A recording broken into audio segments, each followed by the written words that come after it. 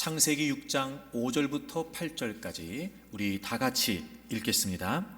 여호와께서 사람의 죄악이 세상에 가득함과 그의 마음으로 생각하는 모든 계획이 항상 악할 뿐임을 보시고 땅 위에 사람 지으셨음을 한탄하사 마음에 근심하시고 이르시되 내가 창조한 사람을 내가 지면에서 쓸어버리되 사람으로부터 가축과 기는 것과 공중의 새까지 그리하리니 이는 내가 그것들을 지었음을 한탄함이니라 하시니라. 그러나 노아는 여호와께 은혜를 입었더라. 아멘. 예루살렘 히브리 대학 역사학 교수인 유발 하라리가 쓴 사피엔스라고 하는 책에 이런 내용이 나옵니다. 우리의 기술은 카노에서 갤리선과 증기선을 거쳐 우주 왕복선으로 발전해 왔지만 우리가 어디로 가고 있는지는 아무도 모른다. 과거 어느 때보다 강력한 힘을 떨치고 있지만 이 힘으로 무엇을 할 것인가에 관해서는 생각이 거의 없다. 스스로 무엇을 원하는지도 모르는 채 불만스러워하는 무책임한 신들. 이보다 더 위험한 존재가 또 있을까? 우리는 지금 초과학, 초발달 시대에 살고 있습니다. 인공지능, 가상현실은 이미 상용화되고 있는 것 같습니다. 그리고 지금은 가상현실보다 한 단계 더 진화한 메타버스 시대가 되었습니다. 현실 세계와 똑같이 사회, 경제, 문화 활동이 이루어지는 3차원 가상 세계를 뜻합니다. 가상 세계와 현실 세계의 경계가 허물어지고 있다는 것입니다. 이처럼 이제 인간은 강력한 힘을 가지고 그 힘을 행사하면서 되고 싶은 것은 거의 다 될 수 있는 시대에 살고 있는 듯합니다. 유발 하라리 교수가 지적한 것처럼 이제 인간은 신이 된 듯합니다. 호모 데우스. 그런데 가장 큰 문제는 그 힘으로 무엇을 해야 할지, 그 힘으로 무엇이 되어야 할지를 모른다는 것입니다. 힘이 없는 것이 문제가 아니라 오히려 힘이 많다는 것이 문제인 겁니다. 힘은 생겼는데, 힘은 강해졌는데 어디에 써야 할지, 무엇을 해야 할지를 몰라 오히려 힘이 강해진 만큼 더 위험한 존재가 되어가고 있다는 겁니다. 힘의 남용이라고나 할까요? 이 글을 읽으면서 그런 마음이 들었습니다. 이와 유사하게 오늘날 우리는 은혜의 남용 시대를 살고 있는 건 아닐까? 끊임없이 은혜를 구합니다. 물론 그래야 합니다. 간절히 절박하게 은혜를 구합니다. 마땅히 그래야 합니다. 그런데 문제는 은혜는 구하는데 은혜를 오해하고 있는 것 같습니다. 은혜의 진정한 의미가 무엇인지를 아는 걸까? 그래서 하나님께서 은혜를 주시면 은혜를 은혜로 아는가? 무엇을 위해 은혜를 구하는지 알고 있는가? 그래서 하나님께서 은혜를 주시면 은혜를 은혜로 여겨 은혜 입은 자답게 살려고 하는 걸까? 간절히 구하는 건 마땅하고 필요합니다. 그렇다면 하나님은 은혜에 야박한 분이시라는 걸까? 하나님께서 은혜를 주시지 않기 때문에 문제가 생긴다는 걸까? 아니면 하나님은 은혜를 주시는데도 불구하고 우리가 그 은혜를 은혜로 깨닫지 못하고 있는 건 아닐까? 마치 힘은 강해졌는데 힘의 본질과 의미와 방향을 상실한 채 더 위험해지고 있는 것처럼 은혜는 구하는데 은혜의 본질과 의미와 방향을 상실한 채 우리의 신앙이 더 위기에 빠지고 있는 것은 아닐까? 이런 의문이 들었습니다. 이런 고민에 빠지게 되었습니다. 은혜를 원합니다. 그런데 제가 보기에는 은혜가 없는 것이 문제가 아닙니다. 은혜는 있지만 은혜가 무엇인지, 은혜로 무엇을 하려고 하는지를 모르는, 은혜의 진정한 의미와 은혜의 진정한 가치를 상실하고 있는, 그래서 은혜를 남용하고 있는 우리가 문제인지도 모릅니다. 하나님께서 자신의 형상대로 창조하신 인간의 죄악이 세상에 가득하게 되었습니다. 성경이 기록하고 있는 가득하다라고 하는 이 단어는 수적으로, 공간적으로 부족함 없이 꽉 채워져 있다는 의미입니다. 이 세상에 인간의 죄악이 만연케 되었다는 것입니다. 인간의 마음으로 생각하는 모든 계획이 악할 정도였습니다. 오늘 우리가 함께 읽은 5절에 보시게 되면 당시의 사람들의 모습을 그렇게 기록하고 있죠. 마음으로 생각하는 모든 계획이 항상 악하다. 마음은 우리 인격의 중심, 바로 존재의 중심입니다. 그러므로 마음의 상태는 한 인격의 판단 기준이 될 수 있습니다. 그 마음으로 생각하는, 이 생각이라고 하는 말은 의도를 의미합니다. 그런 마음으로, 그런 의도를 갖고, 이 계획이라고 하는 말은 형태, 틀, 체질, 이런 뜻입니다. 마음에서 나오는 사고의 틀이 이미 악하게 되어 있다는 겁니다. 악한 생각이 내면에 체질화되어 있다는 의미입니다. 그러므로 인간이 하는 모든 계획, 그리고 그에 따른 모든 행동은 당연히 악할 수밖에 없다는 겁니다. 이 정도로 인간의 죄악이 만연되어 있었습니다.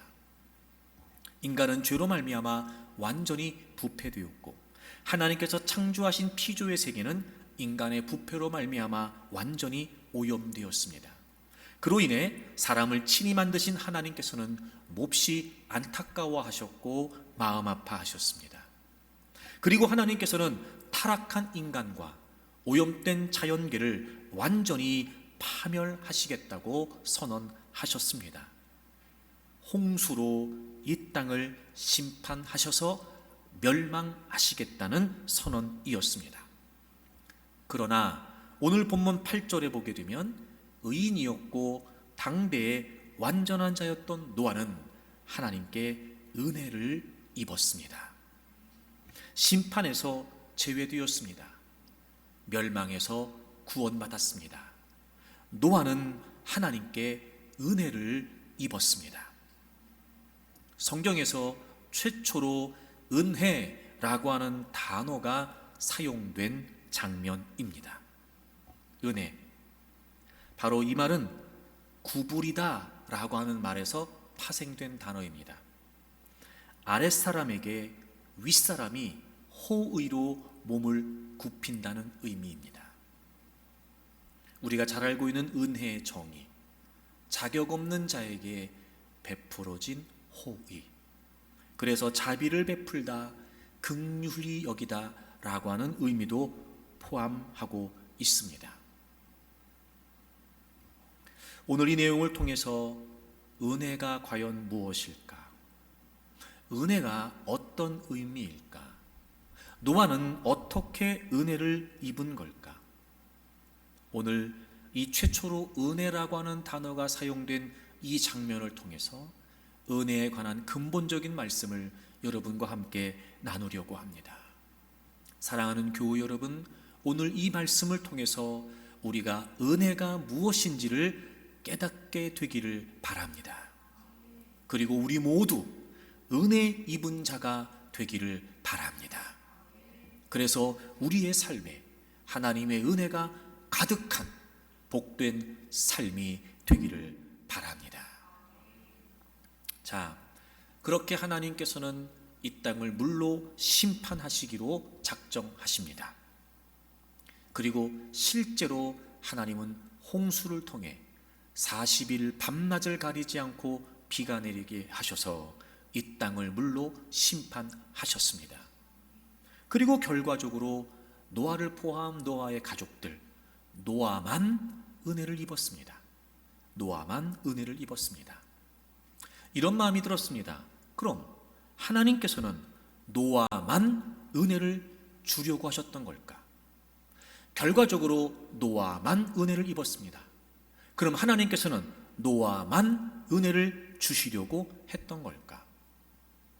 만약에 그렇지 않다면 도대체 그 많은 사람들은 멸망했는데 어떻게 노아만 은혜를 입게 된 것일까? 오늘 본문 3절을 좀 보시겠습니다. 창세 6장 3절을 보시면 여호와께서 이르시되 나의 영이 영원히 사람과 함께하지 아니하리니 이는 그들이 육신이 됨이라. 하나님의 영이 함께하지 않는다. 여러분, 여호와께서 이르시되, 이게 어떤 표현이니까 직접 인용이에요. 하나님이 이렇게 말씀하신 것을 직접 인용한 거죠. 그러니까 하나님이 말씀하셨다는 것을 지금 강조하고 있는 거예요. 하나님의 영이, 나의 영이 영원히 사람과 함께하지 않는다. 여러분, 여기서 영이라고 번역된 이 단어는 하나님께서 인간들에게 주신 생명을 뜻합니다. 즉 인간의 타락으로 인해 하나님께서 생명을 거두어 가시겠다는 거예요. 육신이 되었다. 이 육신이라고 하는 말은 단순히 육체적인 몸을 의미하는 것이 아니라 죄의 영향으로 악하게 된 타락한 인간의 실존을 의미합니다. 그런데 보세요. 그러나 그들의 날은 120년이 되리라. 이게 무슨 의미일까요? 인간의 죄가 얼마나 만연되어 있는지 하나님이 아시고 그 인간들을 심판하시기로 합니다. 그러나 그들의 날은 120년이 될 것이다. 즉 120년 후에 홍수의 심판이 있을 것이라는 의미입니다. 하나님께서 심판을 선언하시고 바로 물로 심판하신 것이 아니었고 120년 후에 홍수 심판을 행하신 것입니다. 자, 그렇다면 이 120년의 기간은 과연 어떤 의미일까요? 자, 베드로전서 3장을 찾겠습니다. 베드로전서 3장 20절입니다. 그들은 전에 노아의 날 방주를 준비할 동안 하나님이 오래 참고 기다리실 때에 그 120년의 기간은 첫째, 노아가 방주를 만드는 기간이었어요. 노아가 방주를 준비할 동안. 그리고 노아가 방주를 만드는 그 기간은 동시에 하나님께서 오래 참고 기다리셨던 기간이었어요. 하나님은 물로 심판하시기로 작정하십니다.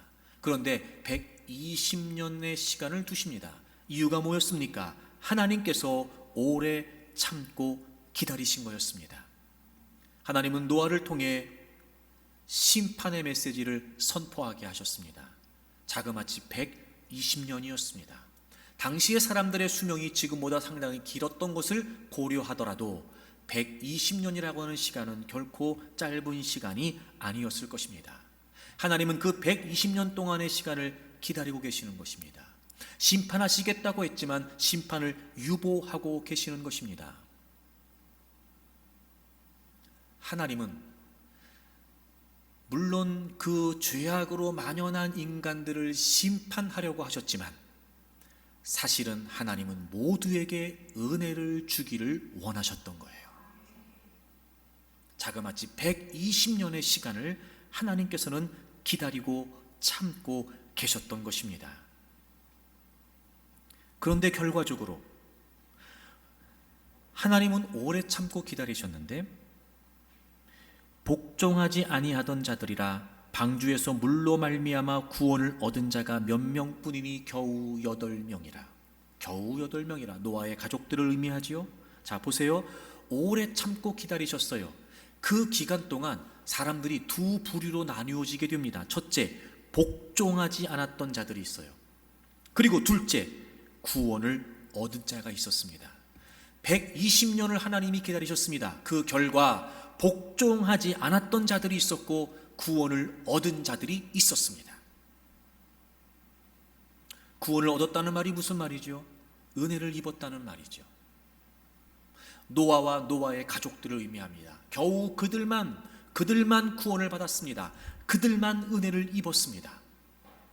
나머지 사람들은 왜 은혜를 입지 못했을까요? 왜 구원을 받지 못한 걸까요? 그들에 관해 성경이 뭐라고 기록하고 있지요? 복종하지 않았다는 겁니다. 120년을 하나님은 참고 기다리셨습니다. 즉 하나님은 그럼에도 불구하고 모두를 구원하시기를 원하셨어요. 모두에게 은혜를 주기를 원하셨습니다. 결과적으로 노아만 구원을 받았지만, 노아만 은혜를 입었지만, 하나님은 노아만 은혜를 주시려고 했던 것이 아니라 모두에게 은혜를 주시기를 원하셨어요. 그런데 노아만 은혜를 입었습니다. 왜요? 나머지 사람들은 복종하지 않았기 때문입니다. 그렇다면 노아가 은혜를 입었던 이유가 무엇이었습니까? 복종하지 않았던 자들에 비해 노아는 복종했다는 것입니다. 아하, 모두에게 은혜의 기회가 주어짐에도 불구하고, 모두가 은혜를 받을 수 있음에도 불구하고 왜 은혜에서 제외되는 걸까? 왜 모두에게 은혜를 주심에도 불구하고, 모두에게 은혜를 주시기를 원하심에도 불구하고 왜 그들만 은혜를 받는 걸까? 바로 복종하느냐 복종하지 않느냐입니다. 복종했다는 말이 무슨 말일까요? 노아는 하나님의 심판의 메시지를 그대로 수용합니다. 그리고 방주를 만들라고 하신 그 말씀을 믿고 따르게 되지요. 아하, 하나님은 모두에게 은혜를 주시려고 합니다. 모두에게 은혜의 기회를 주십니다. 그러나 은혜를 입는 사람은 어떤 사람이에요? 그 하나님께 순종하는 사람들이에요. 하나님의 메시지를 수용하고 하나님의 뜻을 받아들이고 그 하나님의 뜻대로 따르고 그 하나님의 방법대로 따르고 그렇게 순종하는 사람들이 은혜를 입게 됩니다. 하나님이 은혜를 주시기 위해 방주를 만들라고 하셨습니다. 노아는 방주를 만들었지요. 그리고 하나님께서 방주에 들어가라고 하셨습니다. 노아는 방주에 들어갔지요. 그리고 그는 이 땅이 물로 심판될 때 그 방주 안에서 은혜를 입습니다. 구원을 얻습니다. 하나님께서 하라고 하시는 대로, 하나님께서 말씀하신 대로 물로 심판할 때 하나님께서 제시하신 구원의 방법 그대로 노아는 다 따라했어요. 그리고 은혜를 입은 겁니다. 그러니까 구원받지 못한, 은혜를 입지 못한 나머지 사람들은 뭐 했다는 거예요? 심판의 메시지를 무시했다는 거예요. 받아들이지 않았다는 거예요. 하나님의 구원의 방편을 인정하지 않았다는 거예요. 하나님을 믿지 않았다는 거예요. 그러니 하나님의 말씀대로, 하나님의 방법대로 따르지 않았겠지요? 복종하지 않았습니다. 은혜의 기회가 주어졌음에도 불구하고 그들은 은혜에서 제외되었습니다. 왜요? 순종하지 않았으니까요. 아, 사랑하는 여러분, 은혜에 대해서 오해하시면 안 됩니다. 은혜는 하나님께 순종할 때 입을 수 있는 거예요. 그저 내가 원한다고 소리치며 구해서 은혜를 입는 걸까? 내 마음대로 내 뜻대로 주장하고 달라고 한다고 해서 은혜를 입는 걸까? 그래서 내 원하는 대로 되면 그게 은혜일까? 천만에요, 여러분. 은혜란 하나님께 복종하는 자들에게 주어지는 호의이라는 겁니다.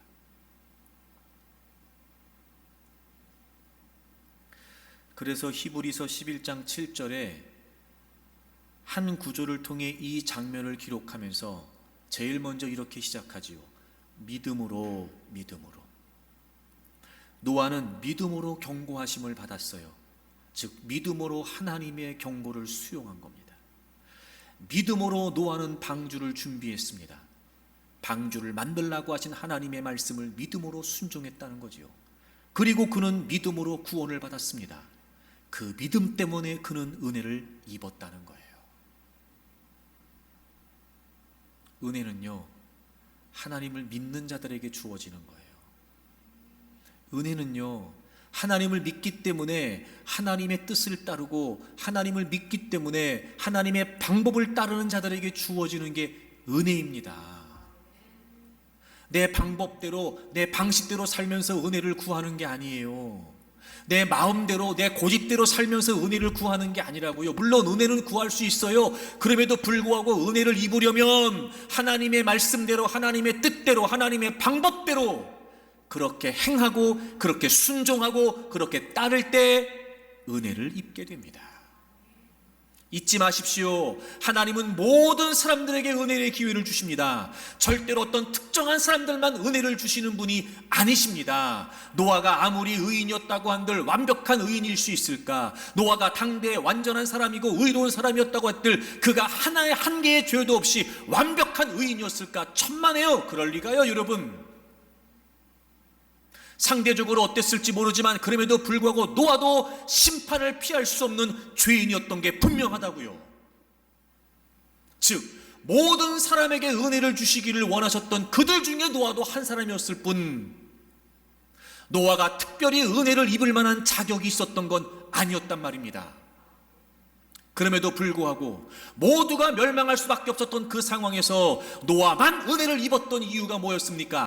그럼에도 불구하고 노아는 하나님이 제시하신 방식을 따라 하나님의 말씀을 쫓아 하나님의 말씀을 따라 순종했기 때문에 모두에게 주어진 은혜의 기회였으나 모든 사람들이 은혜에 제외되었을 때 유독 노아만은 하나님의 은혜를 입게 된 겁니다.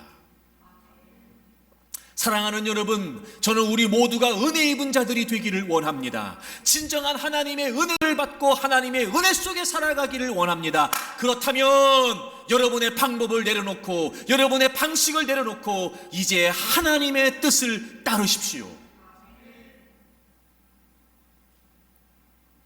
그럴 때 우리는 은혜를 입게 됩니다. 아주 본질적인 얘기를 좀 여러분에게 하려고 그래요. 여러분 요한복음 3장을 찾아보세요. 여러분 요한복음 3장에는 우리가 너무나 잘 알고 그리고 너무나 우리가 사랑하는 말씀이 있지요. 하나님이 세상을 이처럼 사랑하사 독생자를 주셨으니 이는 그를 믿는 자마다 멸망하지 않고 영생을 얻게 하려 하심이라. 여러분 신구약 성경을 통틀어 핵심 구절이라고 해도 과언이 아닐 만큼 정말 중요하고 소중한 말씀입니다. 그 요한복음 3장에 결론이 되는 말씀이 36절이에요. 맨 마지막 요한복음 3장 36절 보세요. 아들을 믿는 자에게는 영생이 있고 아들에게 순종하지 않으냐는 자는 영생을 보지 못하고 도리어 하나님의 진노가 그 위에 머물러 있게 된다. 아들을 믿는 자에게는 영생이 있어요. 여러분 우리가 믿음으로 은혜로 구원을 받잖아요. 그렇죠? 하나님의 은혜로 말미암아 우리가 믿음으로 구원을 받아요. 그러니까 그 아들 예수 그리스도를 믿으면 뭐가 있다는 거예요? 영생이 있다는 거예요. 은혜를 입는다는 거예요. 근데 아들에게 순종하지 아니하는 자는 영생을 보지 못한대요. 자, 그러니까 앞절에서는 아들을 믿는 자에게 영생이 있대요. 그리고 그 이후에는 반대로 영생이 없다는 걸 어떻게 표현했어요? 아들을 믿지 않다고 표현하지 않고 아들에게 순종하지 않는다 이렇게 표현하고 있어요. 자, 믿음은 영생이 있어요. 순종하지 않으면 영생이 없어요. 여러분 그럼 믿음이 뭐라는 거예요? 순종이라는 거예요. 믿는 자에게 영생이 있다. 그럼 영생이 없다라고 말하려면 믿지 않는 자에게 영생이 없다 이렇게 말하면 돼요.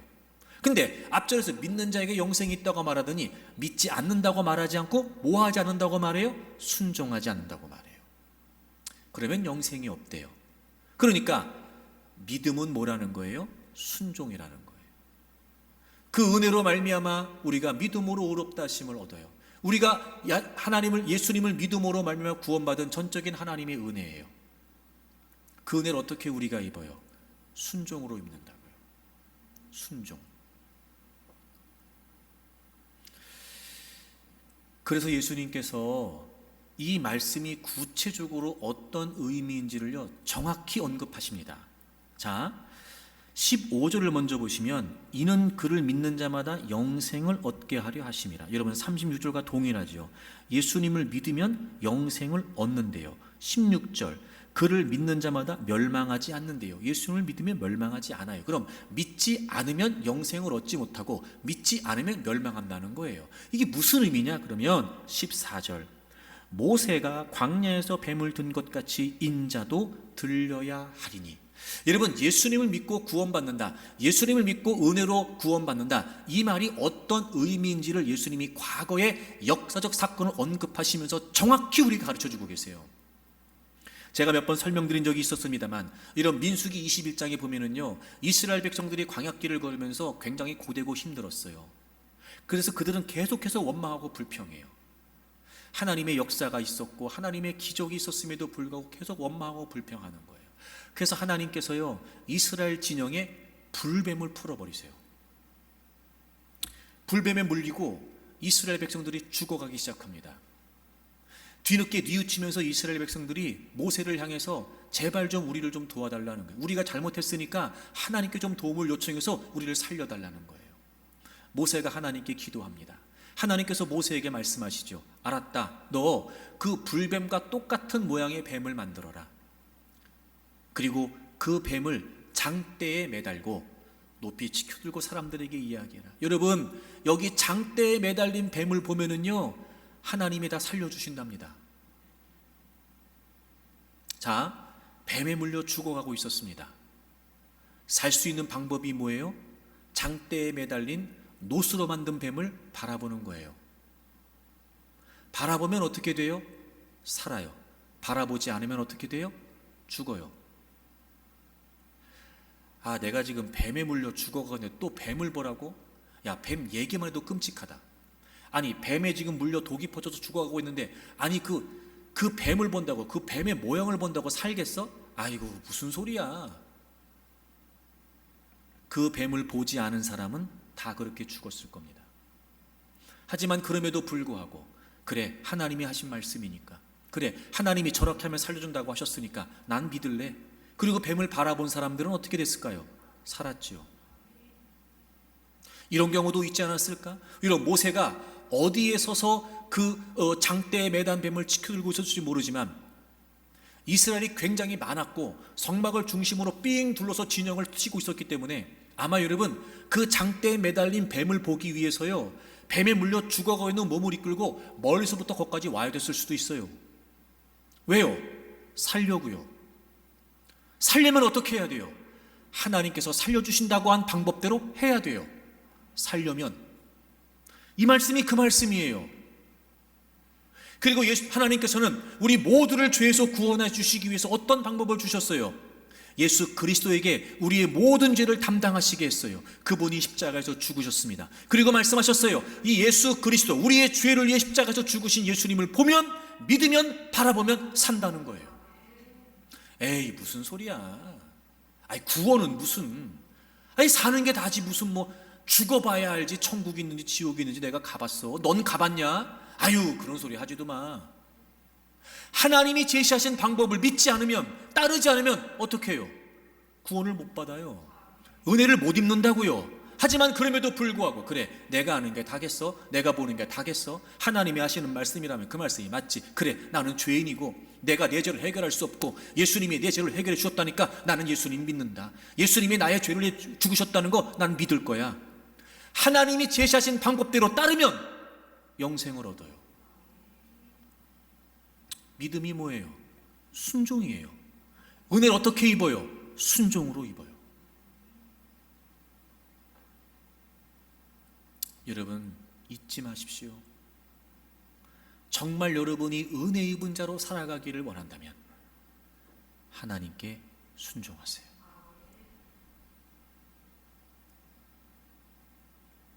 그래서 하나님은 모두를 은혜의 기회로 초청하시는데, 왜 은혜를 입은 사람은 모두가 되지 못하는 걸까? 하나님의 뜻을 수용하고 받아들이고 기꺼이 그 하나님의 뜻대로 순종하고, 그럴 때 우리에게 진정한 은혜가 임하게 되거든요. 너무 단순하죠, 여러분? 예배를 통해 하나님이 은혜를 베풀어 주신다. 그래서 여러분, 예배의 은혜를 경험하려면 어떻게 해야 돼요? 예배에 참석해야 돼요. 그게 뭐예요? 이미 순종이에요.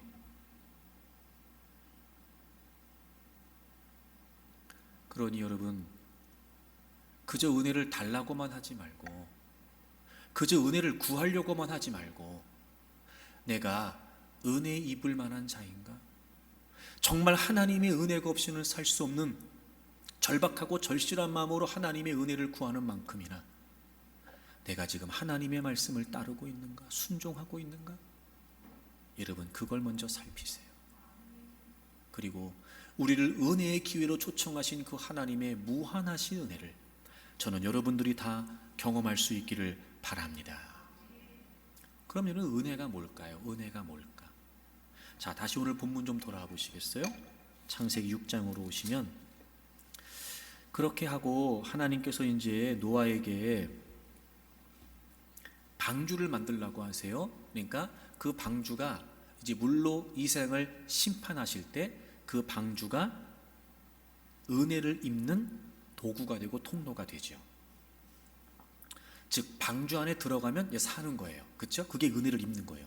방주 안에 들어가면 구원을 받는 거예요. 그래서 하나님께서 노아에게 방주를 만들라고 하세요. 자, 15절부터 보겠습니다. 네가 만들 방주는 이러하니 그 길이는 300규빗, 너비는 50규빗, 높이는 30규빗이라.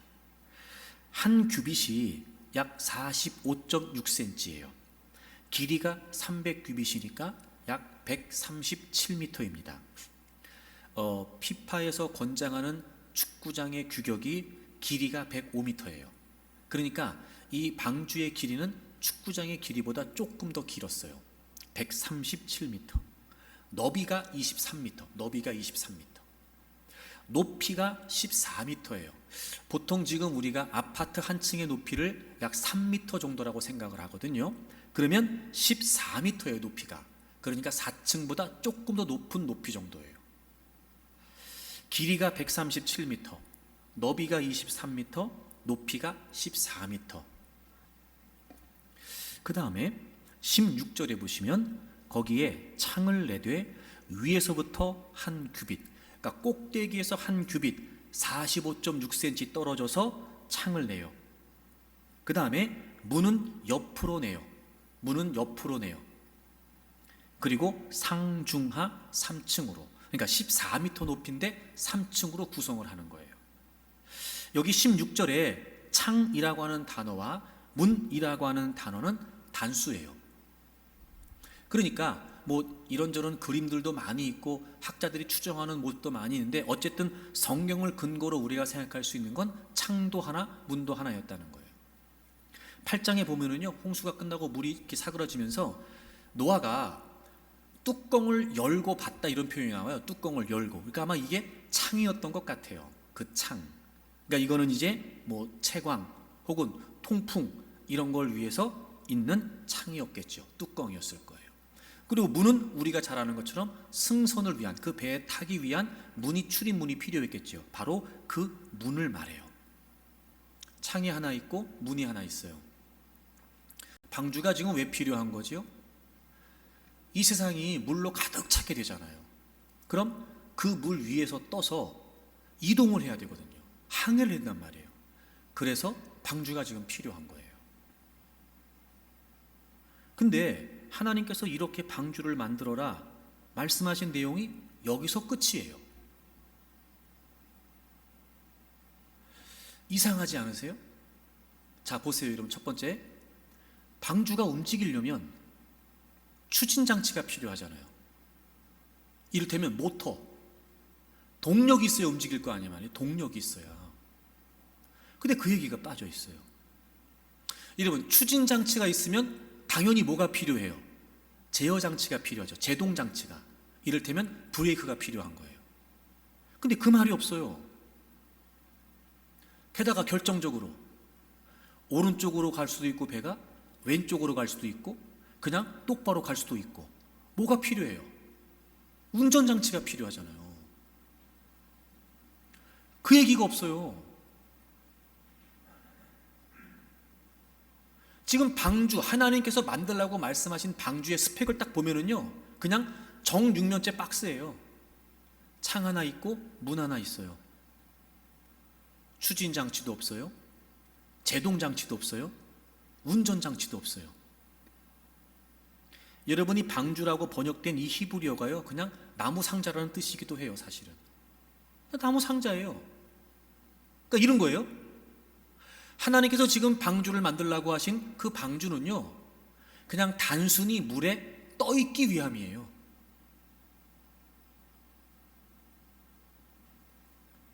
그러면 이제 노아와 노아의 가족들, 그리고 다양한 많은 동물들 다 이제 방주에 들어가잖아요. 그리고 하나님께서 문을 딱 닫으세요. 자, 그럼 이제부터 이 방주의 운행은 누가 하시는 거예요? 하나님께서 하시는 거예요. 노아가 가고 싶다고 가는 거 아니에요. 어차피 그 배에는 추진장치가 없어요. 동력이 없어요. 노아가 멈추고 싶다고 멈출 수 있는 게 아니에요. 그 배에는요, 제동장치가 없어요. 노아가 가고 싶은 곳으로 갈 수 없어요. 그 배에는요, 운전장치가 없거든요. 그냥 떠있기만 하는 거예요, 방주는요. 그럼 이제부터 그 방주의 운행을 누가 하시는 거예요? 하나님께서 하시겠다는 거예요. 자, 그럼 보세요.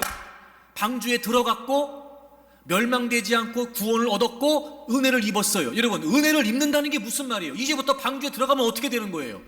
전적으로 노아의 생은, 노아의 삶은 누가 주관하시는 거예요? 하나님께서 주관하시는 거예요. 그럼 들어간다는 게 무슨 말이에요? 방주에 들어간다는 게 무슨 말이에요? 은혜를 입는다는 게 무슨 말이에요? 전적으로 자신의 삶을 하나님께 맡긴다는 거예요. 맡긴다. 아, 여러분, 은혜가 뭐예요? 은혜를 입는다는 게 뭡니까? 하나님께 맡긴다는 거예요. 우리는요, 은혜를 남용한다니까요. 우린 내가 원하는 대로 가고 싶어서 은혜를 필요로 해요. 내가 지금 가고 싶은 거예요. 그러니까 은혜가 필요해요. 우리는요, 내가 지금 멈추고 싶어요. 그러니까 우리는 은혜가 필요하다는 거예요. 여러분, 그게 아니고요, 은혜를 구한다는 게 무슨 말이냐면, 내가 어디로 가든, 내가 시작하든, 내가 멈추던, 출발을 하던 이 모든 것을 누구에게 맡긴다는 거예요?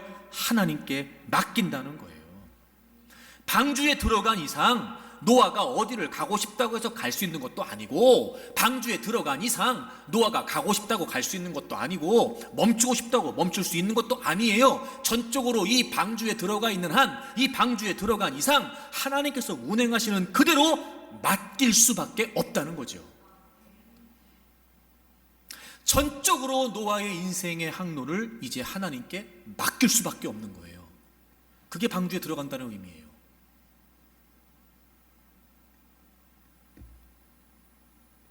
여러분, 은혜를 입는다는 건 하나님께 맡긴다는 거예요.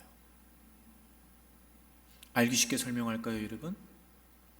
우리가 어떤 문제를 만났어요. 하나님의 은혜가 필요합니다. 하나님께서 도와주셔야 됩니다. 이게 무슨 말이에요? 그러면 그 문제를 하나님께 맡긴다는 거예요. 그게 은혜를 입는 거예요. 우리가 사랑하는 자녀들을 위해 하나님께 은혜를 구합니다. 하나님, 우리 자녀들 은혜 주세요. 축복해 주세요. 도와주세요. 이게 다 무슨 말이에요? 우리의 자녀들의 생을 하나님께 맡기겠습니다. 즉, 하나님의 은혜를 구하고 하나님의 은혜를 입기를 원한다는 건 우리의 모든 삶의 주도권이 하나님께 있다는 걸 인정하라는 거예요. 그런데 우리는 그냥 생각 없이 은혜만 구하는 거예요. 그러니 은혜가 뭔지도 모르고 은혜를 구하니까요, 은혜를 주셔도 은혜를 은혜로 깨달을 수가 없어요. 일단 은혜 자체가 우리는 잘못 생각하고 있거든요. 우리가 생각한 은혜는 이거예요. 근데 하나님 주신 은혜는 이거거든요. 아무리 하나님이 은혜를 주셔도 은혜에 대해 잘못된 개념을 갖고 있으니까 이게 주어지지 않는 한 우리는 은혜가 없다고 생각하는 거예요.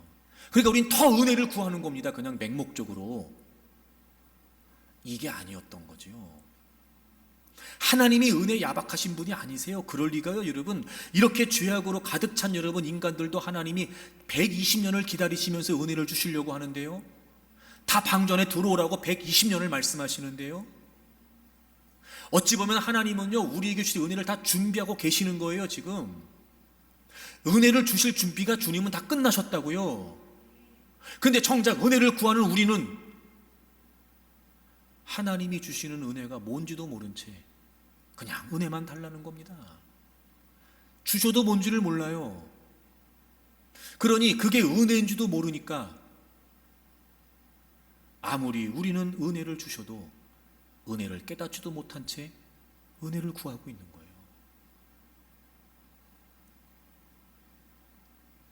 그래서 은혜는 우리의 모든 삶의 전폭을 하나님께 맡기고 그 하나님을 전적으로 의지하는 것, 그것이 은혜예요.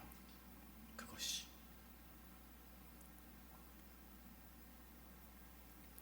그래서 여러분, 진짜 믿음, 그러니까 참된 믿음을 가늠하는 잣대는 그 믿음으로 얼마나 얻었냐가 아니고요, 그 믿음으로 얼마나 맡겼느냐겠죠. 그게 참된 믿음을 가늠하는 기준이 됩니다. 근데 사실 여러분, 우리가 예수 그리스도를 나의 구주와 주님으로 믿어 하나님을 믿게 되면서부터 이미 우리의 모든 삶은 하나님께 드려진 게 됐어요.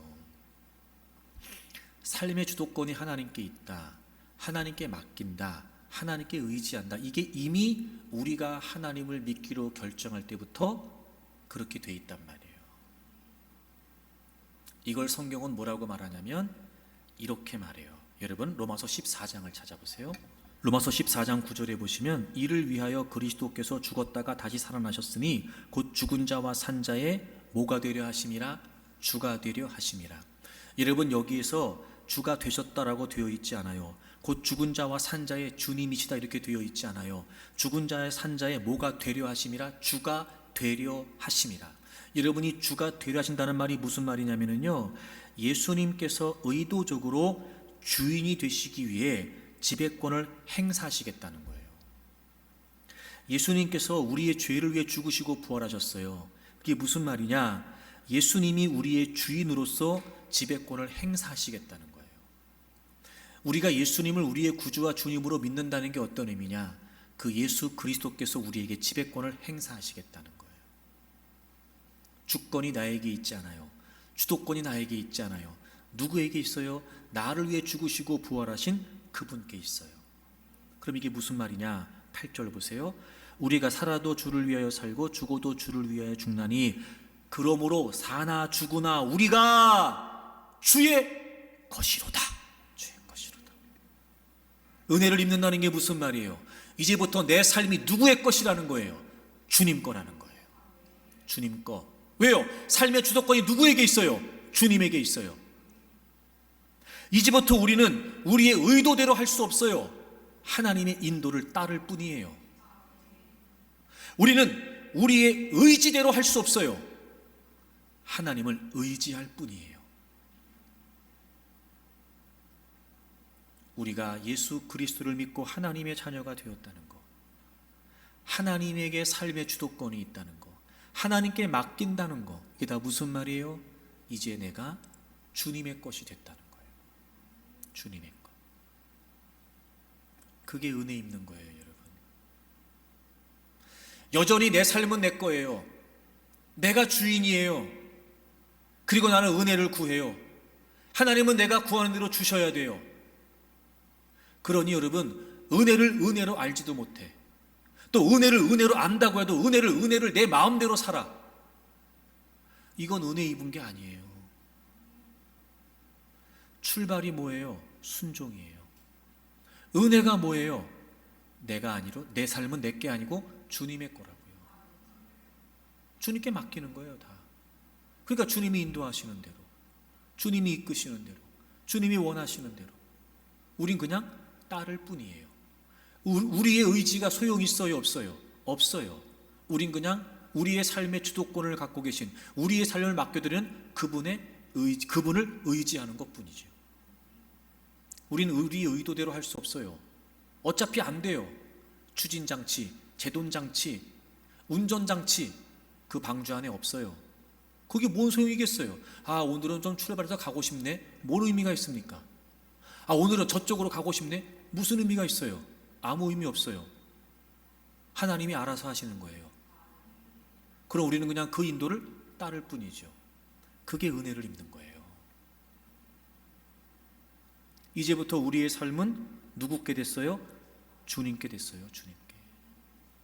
그걸 인정하고 사는 게 은혜입니다, 여러분. 은혜. 근데 우리가 이걸 놓치고 사는 거예요.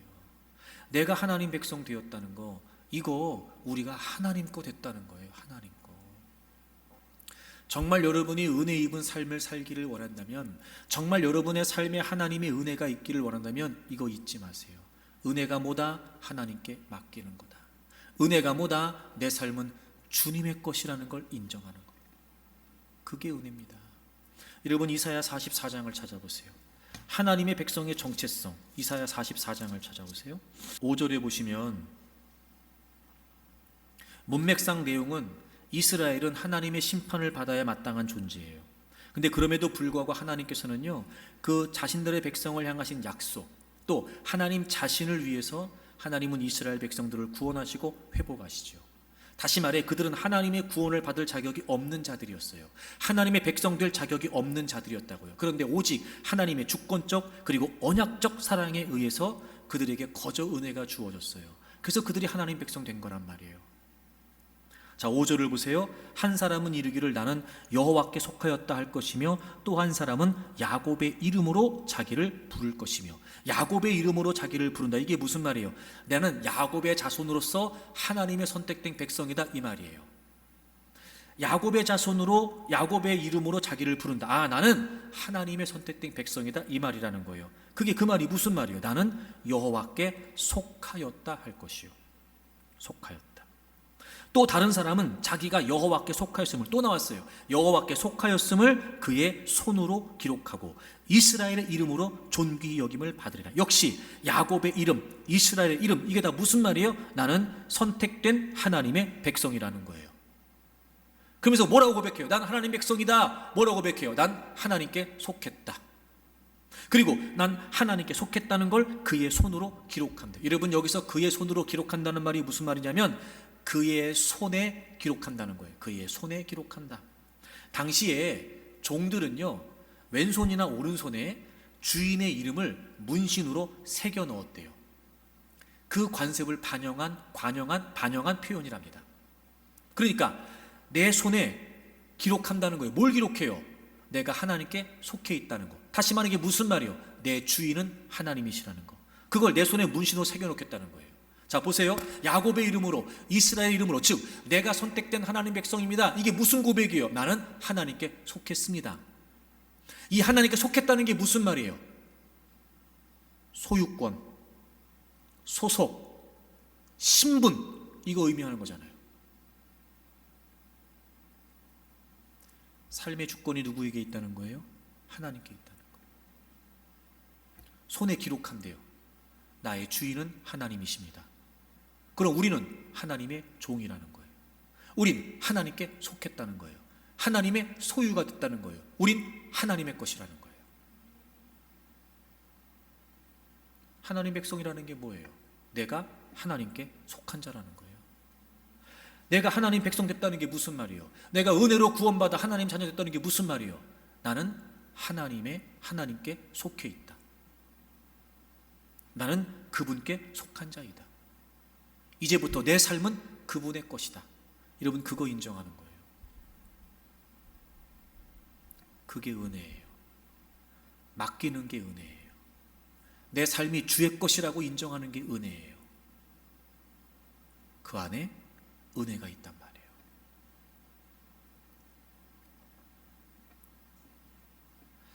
근데 여러분, 이 은혜 앞에 하나님이 우리에게 이렇게까지 하실 이유가 있을까? 그럼에도 불구하고 은혜의 기회를 주시고 그럼에도 불구하고 은혜를 입게 하시고 이렇게 하실 이유가 있을까? 없지요. 우리가 뭐라고? 그냥 죄인이니까 심판하시면 돼요. 그냥 죄인이니까 멸망시키시면 된다고요. 근데 왜 은혜의 기회를 주실까? 왜 은혜를 입게 하시려고 하는 걸까? 왜 우리를 주님의 것 만드셔서 주님의 소유 삼으셔서 왜 그렇게 하시는 걸까? 그만큼 하나님은 우리가 소중하신 거예요. 우린 받을 자격이 없어요. 보잘것없는 존재라고요. 근데요, 놀랍지요? 그 누구도 인정해 주지 않는 나의 존재를 하나님은 이렇게까지 하셔서라도 우리에게 은혜를 주시겠다는 거예요. 이렇게까지 하셔서라도 그만큼 우리의 존재를 소중히 여기고 그만큼 우리의 존재를 귀하게 여기신단 말이에요. 체코의 시인이자 소설가인 밀란 쿤데라가 쓴 소설 참을 수 없는 존재의 가벼움이라고 하는 책에 보면 이런 문장이 나와요. 인간의 삶이란 오직 한 번만 있는 것이며 한 번뿐인 것은 전혀 없었던 것과 같다. 영원성이 무거움이라면 이 일회성은 가벼움이다. 여러분, 우리의 존재가 그렇다는 거예요. 전혀 없었던 것과 같은, 즉 있으나 마나한 존재.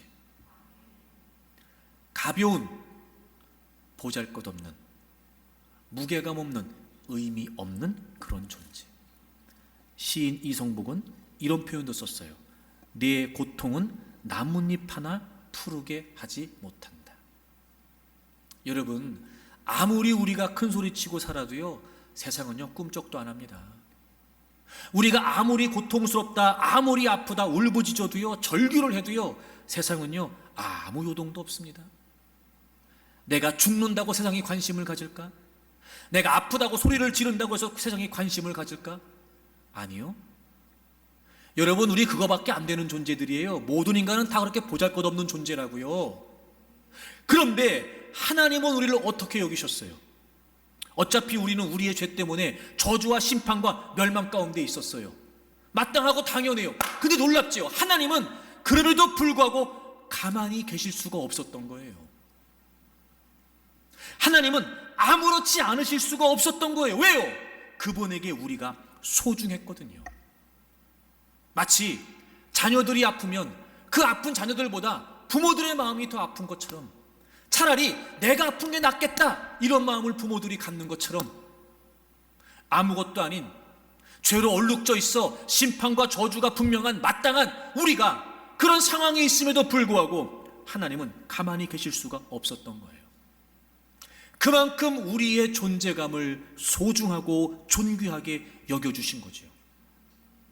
그래서 하나님께서는 그 누구도 납득할 수 없는 일을 벌이세요. 바로 우리 대신 예수님을 십자가에 매다신 겁니다. 예수님이 어떤 분이세요? 그분은 창조주이십니다. 그분은 영광의 주님이십니다. 하늘과 땅을 통치하는 만왕의 왕이시고 최고의 가치이신 지존하신 분이십니다.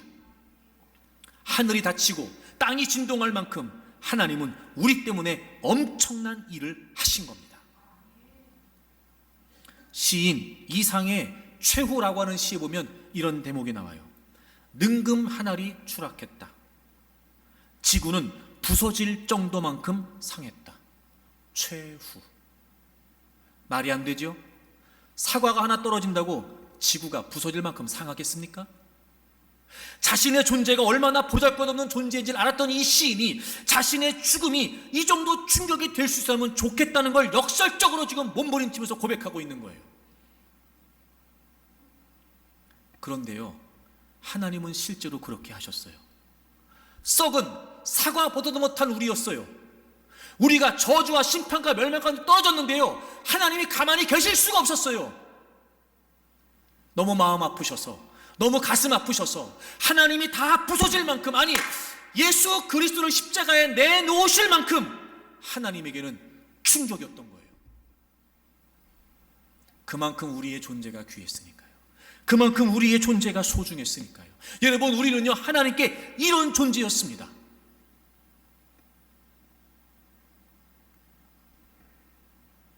그런 하나님께서 맡기기만 하면 은혜를 입게 하신대잖아요. 온전히 하나님을 신뢰하고 내 삶을 주의 것이라고 고백하고 하나님을 따르면, 하나님의 인도하심에 순종하면 은혜를 주시겠다잖아요. 내 것이 아니고 주님의 것이라고 고백하고 내 모든 삶의 주도권을 주님께 내어드리면 주님이 은혜를 주시겠다고 하잖아요. 더 이상 주님에 관해 무슨 설명이 필요하며 더 이상 우리가 주님을 믿을 수 있는 무슨 근거가 필요합니까? 무엇 때문에 주저하십니까? 무엇 때문에 여러분의 삶의 주도권을 여전히 여러분이 가지고 계시려고 하는 겁니까? 왜 우리의 모든 삶을 하나님께 맡기기를 주저하시는 겁니까? 이렇게까지 우리의 존재감을 인정하시고 이렇게까지 우리의 아픔에 충격을 받으시고 우리를 건져내시지 않을 수 없을 만큼 예수 그리스도를 내주셨던 그 하나님보다 더 믿을 만한 무엇이 있다는 겁니까? 모두에게 은혜를 기회를 주시고 제발 맡기라고 하시는데, 모두에게 은혜를 주시고자 제발 하나님의 품으로 오라고 하시는데 왜 여전히 여러분들은 여러분의 것을 고집하고 여러분 마음대로 살려고 그러고 여러분 나름대로 살려고 하십니까? 그리고 은혜는 구합니다. 그리고 은혜는 얻고 싶답니다. 이거야말로 은혜를 남용하는 거죠. 사랑하는 교우 여러분, 여러분 모두 은혜 입기를 바랍니다. 은혜는 내 삶의 주도권이 하나님께 있다는 거예요. 내 삶이 이제 다 주님의 것이 됐다는 거예요. 온전히 주님께 맡겨드리고 주님을 의지하고 주님의 인도를 따르는 거예요. 올 한 해 저는 여러분의 삶이 하나님의 은혜 입은 삶이 되기를 바랍니다. 여러분의 삶이 주님의 것이라는 걸 인정하고 모든 순간 삶의 자리에서 여러분의 모든 삶의 전폭을 하나님께 맡길 수 있기를 바랍니다. 기꺼이 그분께 순복하십시오. 기꺼이 그분께 복종하십시오. 그리고 하나님의 놀라운 은혜 속에 그 은혜를 누리면서 은혜 입은 자로 살기를 주의 이름으로 축복합니다.